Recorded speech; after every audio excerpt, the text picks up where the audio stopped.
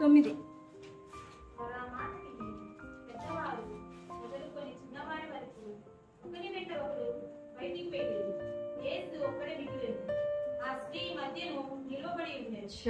దేవుడి వాక్యం మన వినికిడిలో దీవించుగాక. ఈ భాగం మనందరికి పరిచయమైన భాగమే కదా, పోయిన వారం ధ్యానం చేసుకున్నాం. పాపంలో పట్టుబడిన స్త్రీ, పాపాత్మరాలైన స్త్రీ కాదు, మగ్ధలైన మరియ కాదు, పాపంలో పట్టుబడిన స్త్రీ. 8వ అధ్యాయం. ఇది చాలా ప్రత్యేకమైన భాగము, ఓ ప్రవచనాత్మకమైన భాగము. యేసు ప్రభు వారి ప్రత్యక్షతతో కూడిన భాగం. ఏది 11 వచనాల వరకు, 1వ వచనం నుండి 11వ వచనం వరకు. మీరు తర్వాత సమయం తీసుకొని ఆ భాగాన్ని చదివి చూడండి. అందులో శాస్త్రులు పరిసయ్యులు కొంచెం జాగ్రత్తగా గమనించండి. సరే, శాస్త్రులు పరిసయ్యులు యేసు ప్రభు వారిని ఏదైనా మాటలో ఇరికించాలని చెప్పేసి పాపములో వ్యభిచారమందు పట్టబడిన ఒక స్త్రీని పట్టుకొని యేసు ప్రభు వారి దగ్గరికి తీసుకొచ్చి, ప్రభువా, మా మోషే ధర్మశాస్త్రం అయితే ఈ విధమైన పాపములో పట్టబడిన వారిని రాళ్లు రువి చంపాలని చెప్తుంది. అయితే మీరేం చెప్తారు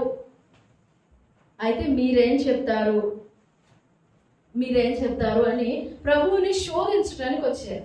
ఒకవేళ ప్రభువు రాళ్లు రువి చంపాలి, మోషే చెప్పినట్లుగానే చేయాలి అని అంటే అప్పుడు వాళ్ళు ఉన్న అధికారము రోమన్ల అధికారం కింద. సో ఈ వ్యక్తి తను తానే ఆలోచనలు తీసుకొని తను తానే ప్రజల మీద శిక్ష అమలు చేస్తున్నాడని కైసరుకు వ్యతిరేకమైన ఒక సాక్ష్యం పుట్టించడానికి యేసు ప్రభు వారిని ఇరికించాలని వచ్చారు. లేదు, రాళ్ళు రువి చంపకూడదు, ఎందుకు లేదు, దయదాచి వదిలేసేయండి అని ప్రభు గనక ఆ పరిస్థితిని బట్టి, ఆ సమయాన్ని బట్టి కనికరపడి జాలిపడి కొట్టివేస్తే, నువ్వు మోషే ధర్మశాస్త్రాన్ని, మోషే అంటే తండ్రి కంటే ఎక్కువ, మోషే దేవుడు కాదులే కానీ దేవునికి తండ్రికి మధ్యలోని వ్యక్తి, ఒక గొప్ప బోధకుడు, వారి తండ్రి కంటే లెక్కే, ద ప్రొఫెట్ మోసెస్ అనాలి మోషేని. సో ఒకవేళ ఆ ఆజ్ఞ అవసరం లేదు, ఆజ్ఞని నెరవేర్చిన అవసరం లేదు అని కనుక ప్రభు మాట్లాడితే, నువ్వు మోషే ఆజ్ఞని ధిక్కరిస్తున్నావు, నిన్ను చంపేసేయాలి. వాళ్ళు అదే కదా పగుబట్టింది. ఈ ఇరుకాటంలో ప్రభుని ఇరికించాలని చెప్పేసి ప్రశ్న అడిగారు.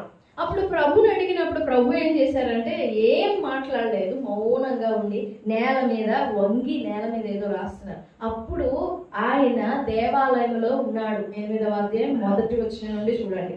దేవాలయంలోనికి 2వ వచనం. తెల్లవారుగానే యేసు తిరిగి దేవాలయంలోనికి రాగా ప్రజలందరూ ఆయన ఎద్దుకు వచ్చిరి గనుక ఆయన కూర్చుండి వారికి. తర్వాత 9వ వచనంలో, చిన్నవారు పెద్దవారు మొదలుకొని చిన్నవారి వరకు ఒకని వెంట ఒకడు బయటకి వెళ్ళిరి. సరే, ఆ భాగంలో వారు ప్రభుని శోధించి ప్రశ్నించినప్పుడు ప్రభు ఏం మాట్లాడకుండా సైలెంట్గా నేల మీద వంగి ఆయన నేల మీద ఏమో రాస్తున్నాడు ఉండే. వారు ఆయన నేల మీద రాస్తునేసరికి వాళ్ళ ఆత్రము, వాళ్ళ రోషము అంతటిని వాళ్ళతో సరితూగి ప్రభు కూడా, అవునా, ఇంత ఘోరమైన పాపం చేసిందా, చంపేయండి అని వాళ్ళ ఉత్సాహానికి ప్రభు జాయిన్ అవ్వకుండా ఆయన మౌనంగా నేల మీద రాస్తుండేసరికి వాళ్ళకి ఇంకా రోషం, కోపం అన్ని ఎక్కువైపోయి వారు ఆయన పట్టు వదలకు అడుగుచుండగా ఉంది. ఇక్కడ 7వ వచనం. వారు ఆయన పట్టు వదలకు అడుగుచుండగా అప్పుడు ఆయన తల ఎత్తి చూసి, మీలో మీ ఆశ నేను ఎందుకు కాదనాలి, మీ ఆత్రం ఆవేశం నేను ఎందుకు కాదనాలి, సరే మీరు అన్నట్లుగానే చేయండి, కానీ మీలో పాపం లేని వాడు ఎవడో వాడు మొట్టమొదటి రాయి వేయండి. ఈ భాగంలో ఒక కృప పొందిన గుంపు ఒకటి ఉంది. ఒకరు కృప పొందారు, మరొకరు కృప పొందకుండా కృపని ధిక్కరించి వెళ్ళారు. దేవుని కృపను ధిక్కరించి వెళ్ళారు, దేవుని మాటను ధిక్కరించి వెళ్ళారు. మరి మరెన్నడూ దేవుని కృపను గురించి వారికి పరిచయం అయినట్లుగా లేఖనాల్లో కనపడవు. సరే, ఈ భాగంలో ఓ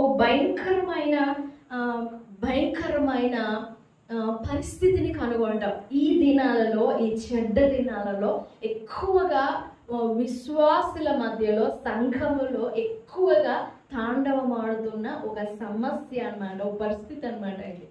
ఈ భాగంలో శాస్త్రులు పరిసయ్యులు, సరే, వారు పట్టు వదలకుండా ప్రభుని అడుగుతునేసరికి ప్రభు ఏమన్నారు, మీలో చెప్పాలి అందరూ, మీలో పాపము లేనివాడు మొట్టమొదటి రాయి వేయండి అంటే అనేసరికి వాళ్ళు ఎంత ఆశ్చర్యతో వచ్చారు. ఎవరు వాళ్ళు? శాస్త్రులు. వాళ్ళెవరు? పరిసయ్యులు. పరిసయ్యులు అంటే మీకు జ్ఞాపకం ఉండే ఉంటది కదా, పరిసయ్యుల ప్రార్థన గుర్తుందా మీకు? ఏం చేశాడు పరిసయ్యుడు ప్రార్థన? వారంలో 2 రోజులు ఉపవాసం, పుదీనా, జీలకర్ర, సదాప వీటన్నిటిలో కూడా 10వ వంతు చెల్లిస్తాను. ఈ దొంగగా ఉండనందుకు, ఈ దుష్టునిగా ఉండనందుకు, ఈ పాపిగా ఉండనందుకు, ఈ వ్యభిచారిగా ఉండనందుకు, ఈ భక్తిహీనునిగా ఉండనందుకు, ఈ దరిద్రునిగా ఉండనందుకు, ఎన్ని మాటలు వస్తాయో అన్ని మాటలు వల్లించేసి వాళ్ళలాగా నేను ఉండనందుకు నీకు స్తోత్రం అని చెప్పి స్తుతి చేస్తా ఉన్నాడు. దేవుడు ఆ ప్రార్థన విన్నాడా? సుంకరి ప్రార్థన చేశాడు. సుంకరి ఏం ప్రార్థన చేశాడు? ఆకాశం తట్టు కళ్ళెత్తడానికి ధైర్యం కావాలా? మేము ఊరికి వెనకాల అట్లా చేతులు పెట్టుకొని అసలు చేతులు పెట్టేసుకుని పైకి అలా చూడలేమా కదా? కానీ అతను ప్రార్థన చేస్తున్నాడు, ఆకాశము తట్టు నాకు కన్నులెత్తుటకు. ఆయన ఎందుకంటే నువ్వు ఆకాశం అందున్నావు కదా, నీ సింహాసనం ఉంది కదా, నీ తట్టు కన్నులెత్తి చూడడానికైనా నాకు ధైర్యం చాలట్లేదయ్యా నీ గుండెలు కొట్టుకుంటూ రొమ్ము కొట్టుకుంటూ ప్రార్థన చేస్తున్నాను. ఆ ప్రార్థన వినాడు దేవుడు. ఆ పరిసయ్యుడు అనమాట, ఆ పరిసయ్యుల సంతతి చెందిన వారనమాట. ఇక్కడ ఆ పరిసయ్యులు శాస్త్రులు, మీలో పాపము లేని వాడు ఎవడో మొట్టమొదట రాయి వేయండి అంటే ఒక్కరు కూడా నిలబడలేదంట. చాలా జాగ్రత్తగా గమనించండి. పాపం లేనివాడు రాయి వేయండి అంటే మంచిదే, చాలా హానెస్ట్గా ప్రవర్తించారు వాళ్ళు. ఏం లోపల దాచిపెట్టేసుకుని నాలో పాపం లేదని చెప్పేసి రాయి వేసేస్తే ఎవరు చూస్తారు కదా? నా మాటలు మీకు అర్థమవుతున్నాయండి? అర్థమైతే స్తోత్రం చెప్పండి. ఎవరికి కనపడుతుంది పాపం? ఎవరు చూస్తారు పాపం? పరిశీలన అంటే ప్రజలందరిలో ఒక స్పెషల్ ఒపీనియన్ ఉంది, స్పెషల్ ఇంప్రెషన్ ఉంది. అలాంటప్పుడు ఎవరు తప్పు పట్టారు కదా? నువ్వేంటి రాయి వేసావు, ఫలానా తప్పు చేసావు కదా అని ఎవరు ఎత్తి చూపరు కదా? అలాంటప్పుడు వాళ్ళు ఎందుకు మౌనంగా వెళ్ళిపోయారు? బయటికి వెళ్ళిపోవాల్సిన అవసరం ఏంటి? వాళ్ళు ఎందుకు వెళ్ళిపోవాలి? వాళ్ళే కదా ధర్మశాస్త్రాన్ని స్థాపించాలి, నిరూపించాలి, కాపాడాలి, భద్రపరచాలి, నెరవేర్చాలి అని ఆజ్ఞని పట్టుకొని వచ్చారు కదా. వాళ్ళే ఆజ్ఞని పట్టుకొని వచ్చారు అక్కడి నుంచి. ఆ ఆజ్ఞకు వ్యతిరేకమైన పాపం, ఆ రెండింటిని పట్టుకొని వచ్చారు ప్రభు దగ్గరికి. ప్రభు ఏమన్నా నీ పాపం అది, నీ దోషం అది అని ఏం మాట్లాడలా. మీరు పాపం లేని వాడు మొదట రాయి వేయండి అని అంటే అంతటితో అయిపోయింది వాళ్ళ చాప్టర్ క్లోజ్. సరే, పాపం లేనివాడు రాయి వేయండి అని అంటే వాళ్ళు మాలో ఎవడును పాపం లేనివాడు లేడు, మేమందరము పాపము కలిగిన వారమే, మేమందరము పాపులమే అన్నట్టు ఒప్పుకొని మాట్లాడలేదు. అలా ఒప్పుకొని పెద్దవారి మొదలుకొని చిన్నవారి వరకు, చిన్నపిల్లలు కూడా వచ్చారంట ఆ మీద రాళ్ళు వేసి చంపడానికి. చిన్నవారి వరకు మొత్తం ఒకరు వెంబడి ఒకరు మొత్తం బయటకు వెళ్ళిపోయారు. మొత్తం అక్కడ చక్కని మాట రాయబడి ఉంది, యేసు ఒక్కడే నిలబడేను మిగిలేను. యేసు ఒక్కడే, Jesus remain alone. Jesus was left alone, remain alone. ఒక్కడే మిగిలిపోయాడు. ఏంటి దాని అర్థం? ఆయన మాత్రమే పాపము లేనివాడు. 8వ అధ్యాయం, ఇదే యోహాను సువార్త 8వ అధ్యాయము 46వ వచనం. నా యందు పాపమున్నదని ఎవడు స్థాపించును? నేను సత్యం చెప్పుచున్న ఎడల మీరెందుకు నన్ను? ప్రభు చెప్పగలడు, నాలో పాపం ఉన్నదని మీలో ఎవడు స్థాపిస్తాడు? రండి ముందుకి అంటే ఎవరు రాలా ముందుకి? పోనీ మీలో పాపం లేని వాడు ఎవడైనా వచ్చి రాయి వేయండి అంటే దాని కూడా రారు ముందుకి. అక్కడ ఒక పరిశుద్ధాత్మ కార్యం జరుగుతుంది. ఎందుకంటే సంవత్సరముల తరబడి మలాకి గ్రంథానికి మత్తయి సువార్తకి మధ్యలో ఎంతకాలం చీకటి కాలం ఉంది? మలాకి గ్రంథానికి మత్తయి సువార్తకి మధ్యలో 2 తెల్ల కాగితాలు ఉంటాయి. ఆ మధ్య చీకటి కాలం సంవత్సరాలు ఎంత? 400 సంవత్సరాల చీకటి కాలము. ఆ తరువాత జకర్యాకు దేవుడు కనపడడం, దేవుని దూత కనపడి జకర్యాను దర్శించడం, ఆ తర్వాత కన్య మరియను. ఆ 2 సంఘటనలే ఫస్ట్ జరిగినాయి. ఈ ధర్మశాస్త్రోపదేశకులతో కానీ శాస్త్రులతో కానీ ఆయన ఏం మాట్లాడలే. వాళ్ళని దర్శించలే, వారికి వాక్ ఇవ్వాల, వారికి బయలుపాటు ఇవ్వాల, ప్రత్యక్షత ఇవ్వాల. కానీ ఈ పర్టికులర్ పరిస్థితిలో మీలో పాపం లేని వాడెవడో రాయి వేయండి అని అంటే, వాళ్ళ వెనక్కి చూసుకుంటే, అంటే వారి అనుభవం కానీ, వారి ఎక్స్పీరియన్స్ కానీ, వారి జీవితం అంతా వెనక్కి చూసుకుంటే ఎవ్రీథింగ్ లుక్స్ లైక్ అ లై. మొత్తం కూడా ఓ అబద్ధం లాగా కనపడింది. వారు నిత్యం నైవేద్యాలు చేస్తారు, నిత్యం బలులు అర్పిస్తారు, దాన బలులు అర్పిస్తారు, ధర్మశాస్త్రంలోని విధులన్నీ, ధర్మశాస్త్రంలోని మాటలన్నీ సున్న పుల్లు తప్పిపోకుండా చదువుతారు, ధ్యానం చేస్తారు, అధ్యయనం చేస్తారు, మాట్లాడతారు, బోధిస్తారు. మరి ఇన్ని సంవత్సరాల వరకు వారు ఈ చీకటిలోనే మగ్గిపోయి ఉన్నారా అంటే అవును అని ఒప్పుకొని వెళ్ళారు బయటికి. నా మాట్లాడబోతున్నాయా? పరిసయ్యులు, శాస్త్రులు మాలో పాపం ఉన్నది, ఇన్ని ఏండ్ల వరకు మేము చీకట్లోనే ఉన్నాము, ఇన్ని ఏండ్ల వరకు మేము పాపంలోనే ఉన్నాము, పాపం ఉన్నదని మాకు గ్రహింపు కాలేదు, నాలో కూడా పాపం ఉన్నది అని నాకు తెలియలేదు అని ఒప్పుకొని వారు బయటకు అడుగు వేశారంటే అదే దాని అర్థం. పాపం లేని వాడు రాయేయండి అని అంటే ఎవరు వేయలా, అందరూ బయటకు వెళ్ళిపోయారు అంటే దాని అర్థం అదే కదా, మాలో పాపం ఉందనే కదా. సరే, ఇన్ని ఏండ్ల వరకు ఉండిన ఆ చీకటిని, ఆ పాపాన్ని ఒక్క మాటతో బద్దలు కొట్టేశాడు కదా ఆయన. ఒక్క మాటతో బదులైపోయిందా? చీకటి అయిందా లేదా? చీకటి బదులైందా? పాపం బదులైందా? నేను పాపం లేనివాడని, మేము పరిస్థితులు చాలా అతిశయంగా ఉంటారా. ఇంతవరకు మేము ఆ భ్రమలో ఉన్నాము, ఆ భ్రమలో బ్రతుకుచూ ఉన్నాము. అయితే ఇప్పుడు మా భ్రమలన్నీ పటాపంచులైపోయినాయి, భ్రమలన్నీ కొట్టివేయబడినాయి, అన్ని బద్దలైపోయినాయి. ఒక్కసారిగా దిగంబరంగా కనపడుతున్నాం, మా పాపం అంతా దిగంబరంగా కనపడుతుంది అని ఆ కన్విక్షన్, ఆ గ్రహింపు దేవుడు ఇచ్చినప్పుడు మనిషి వెయిట్ చేయాలి. ఒప్పించినప్పుడు, నీ దోషం చూపించినప్పుడు, అపవిత్రతను చూపించినప్పుడు, అవిధేయతను చూపించినప్పుడు మనిషి వెయిట్ చేయాలి, అంతేగాని బయటకు వెళ్ళిపోకూడదు. వన్స్ బయటకు అడుగు వేసావా ఇంకా అసలు నో ఛాన్స్, తిరిగి లోపలికి వచ్చే అవకాశం లేదు. ఇంకా ఆ స్త్రీని పట్టుకొని వచ్చారు, పాపంలో పట్టుబడిన స్త్రీ. మీలో పాపం లేని వాళ్ళు ఎవరు రాయి వేసి ఆవిడ చంపండి అని అంటే ఎవరు రాయి వేయలే. అమ్మయ్య, నా మరణ దినము గడిచిపోయినే అని ఆయన ఉన్నాడు కదా, అగాగీడైన అగగు, అమాలేకుడైన అగగు, ఆయన అనుకున్నట్లుగా నా మరణ దినం గడిచిపోయింది కదా అని చెప్పేసి ఆమె పరుగు పెట్టిందా? పరిగెత్తిందా బయటికి? ఇంకా నా మీద తీర్పు తెచ్చే వాళ్ళు ఎవరు, నా మీద రాయి వేసి నన్ను చంపగలిగిన వాళ్ళు ఎవరు, నన్ను చంపి నా మీద ఆజ్ఞను నెరవేర్చి అంత పరిశుద్ధులు ఎవరున్నారు అని ఆమె వెళ్ళిపోయిందా? వెళ్ళిపోలేదు. అది ఒక ప్రాసెస్ లాగా మనకి అది కనపడింది. ఆమె అక్కడే నిల్చుంది, వాళ్ళందరూ వెళ్ళిపోయారు అని అలా ఒక ప్రాసెస్ లాగా కనపడిన ఆమె అక్కడ నిలిచి ఉండడానికి ఒక కారణం ఉంది. ఆమె వెళ్ళిపోలేదు, ఆమె నిలిచే ఉంది. ఆమె నిలిచి ఉండిన ఆ మనస్సు ఆమెకు జయమిచ్చింది. నిలిచి ఉండిన ఆ హృదయము నిలబడే ఉండాలి, నేను ఇక్కడి నుంచి కదలకూడదు అనే ఆ ఆలోచన ఆమెని కదలనివ్వకుండా చేసింది. చూసారా ప్రత్యక్షత? ఎన్ని సంవత్సరాలు భక్తి చేస్తూ, ఎన్ని సంవత్సరాలు ధర్మశాస్త్రాన్ని పదే పదే ధ్యానం అధ్యయనాలు చేస్తున్న వీళ్ళు పాపంతో ఉన్నారా? ఇక నా పరిస్థితి ఏంటి? ఇంక నేనేమైపోవాలి? ఒక్క మాటతో, ఒక చూపుతో వాళ్ళలో ఉన్న అన్ని సంవత్సరాల్లో ఉన్న చీకటంతటిని బ్రేక్ చేశాడే. నా పరిస్థితి ఏంటి?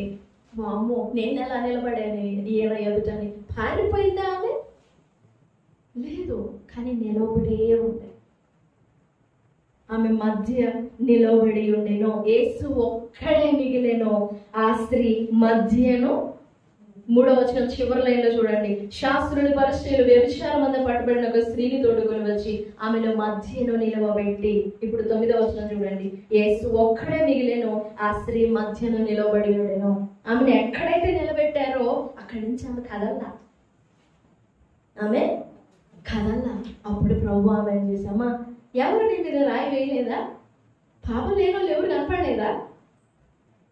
అయ్యా పాపం లేని వాళ్ళు ఒక్కరు కూడా లేరయ్యా, అందరూ పాపం చేసిన వాళ్ళే, అందుకే నా మీద ఎవరు శిక్ష విధించలేదు.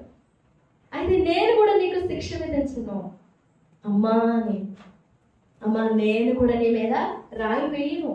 నాలో పాపం లేదని కాదు, నేను నీకు శిక్ష విధించనంతే. నువ్వు పోయి ఇక మీదగా పాపం చేయొద్దు.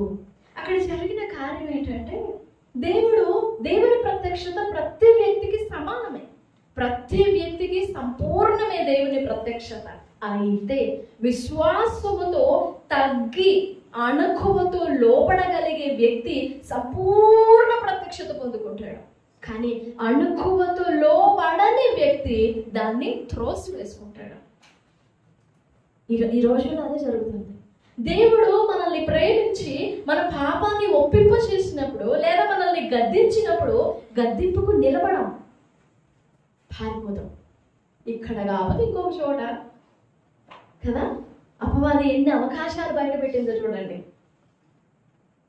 ఇక్కడ కాకపోతే ఇంకొకటి, ఇది కాకపోతే మరొకటి, అక్కడ కూడా కాదన్నారా ఇంకొక చోట. ఎన్ని లేవు, ఎన్ని వాక్యాలు లేవు. ఇక్కడేమో నీవు పాపివి, నీ పాపం ఒప్పుకొని మాట వినపడుతుంది. వేరే చోటకు పోగానే నువ్వు దేవుని పరిశుద్ధుడివై ఉన్నావని వినపడుతుంది. ఎంత మోసం చేస్తుందో చూసారా అపవాది ఒక వ్యక్తిని. దేవుడు అన్ని సంవత్సరాల వారి చీకటి వారికి గ్రహింపైంది. వాళ్ళేం తెలియకుండా వెళ్ళాలా బయటికి, వాళ్ళేమో అజ్ఞానంతో వెళ్ళాలా బయటికి. వాళ్ళు గుచ్చబడి, హృదయంలో గుచ్చబడిన వారే వెళ్ళారు బయటికి. గుచ్చబడినప్పుడు వెళ్ళాల్సింది బయటికి కాదు, గుచ్చబడినప్పుడు వంగాలి, తగ్గాలి, మోకాళ్ళోనాలి. కానీ అది కనపడదు. వాళ్ళు రావడం ఎలా వచ్చారు లోపలికి? శాస్త్రుల పరిచయులు పరిశుద్ధులుగా ధర్మశాస్త్రాన్ని కాపాడే వారిగా వచ్చారు. వెళ్ళేటప్పుడు ఎలా వెళ్ళారు? శాస్త్రులు పరిచయులు బయటికి వెళ్ళేటప్పుడు ఎలా వెళ్ళారు? పాపులుగా వెళ్ళారు. ఆ స్త్రీ ఎలా వచ్చింది లోపలికి? ఆ స్త్రీ నా మాట్లాడమైతున్నాయి మరి చెప్పండి. ఆ స్త్రీ లోపలికి ఎలా వచ్చింది? బయటికి ఎలా వెళ్ళింది? ఎంత తేడా ఉందో చూడండి. దేవుని ప్రత్యక్షత ఒక వ్యక్తిని సంపూర్ణంగా మార్చుతుంది అంతే.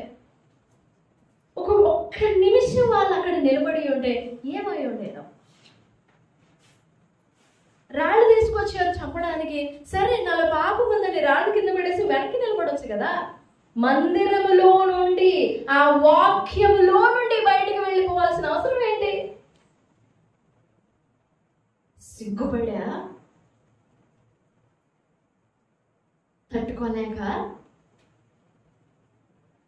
వాళ్ళు అధ్యయనం చేస్తుంది దేవుని మాటలే. మళ్ళా ఏదన్నా అపవిత్రత ముట్టుకుంటే మేము పాప పంఖిలం అయిపోతామనే కదా భయం అంతా.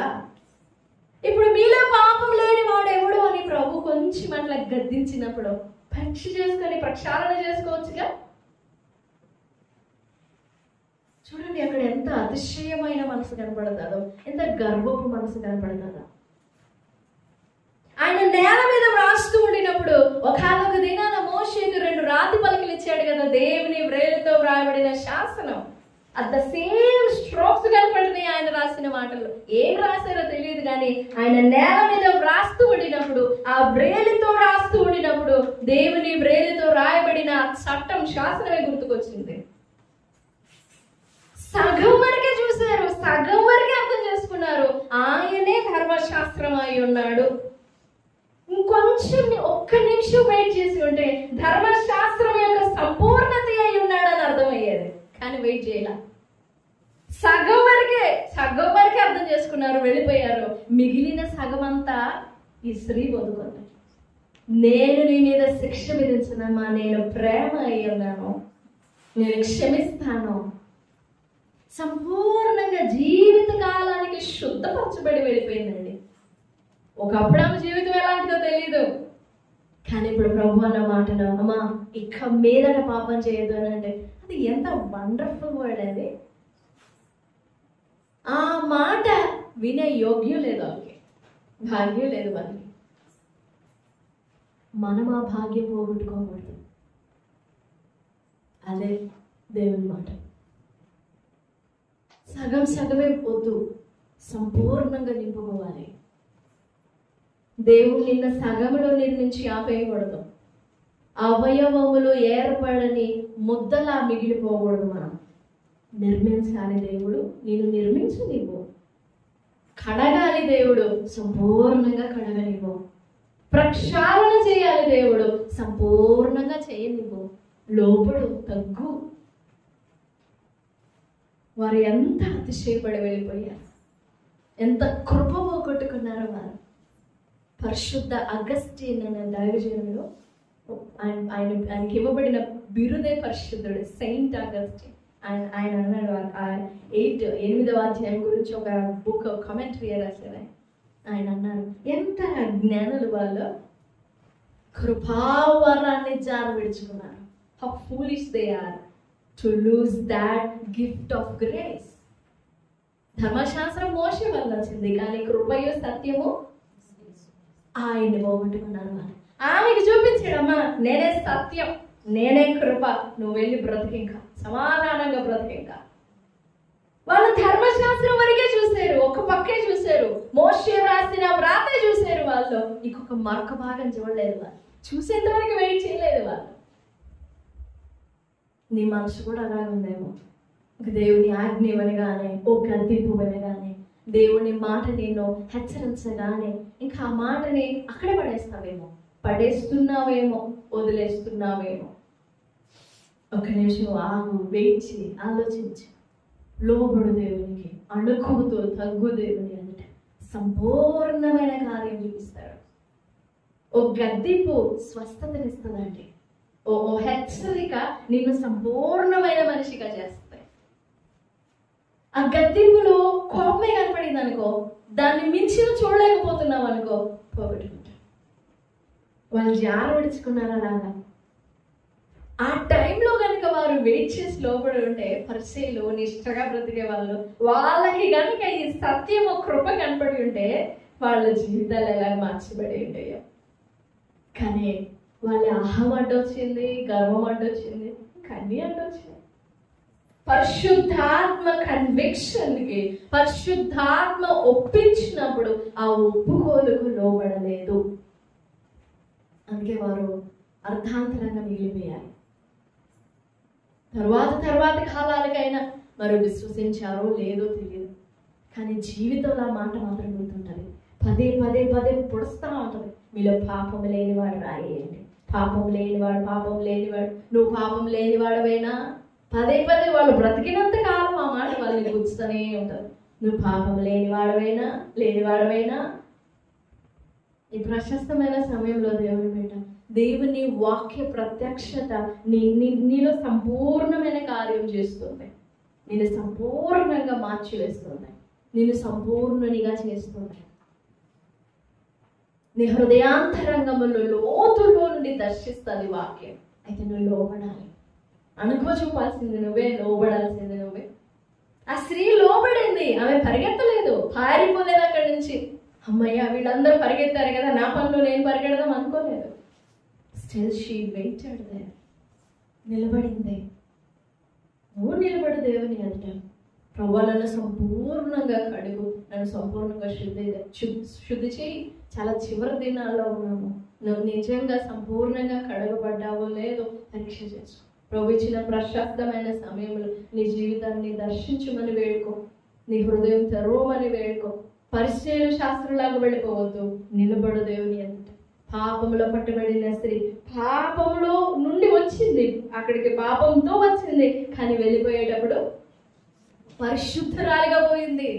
వాళ్ళేమో పరిశుద్ధులుగా వచ్చారు, వెళ్ళేటప్పుడు మనం అలా వద్దు. ప్రభువా, ఆ స్త్రీకి ఇచ్చిన ప్రత్యక్షత నాకు దయచేయి, ఆమెకి ఇచ్చిన ఆ గ్రహింపు, ఆ కృప నాకు కూడా దయచేయ్యా, నన్ను దాటిపోవద్దని ప్రొఫెషన్లో వేడుకుందాం. దేవుడి మాటలన్నీ మనం ఇంటిలో దీవించుగాక.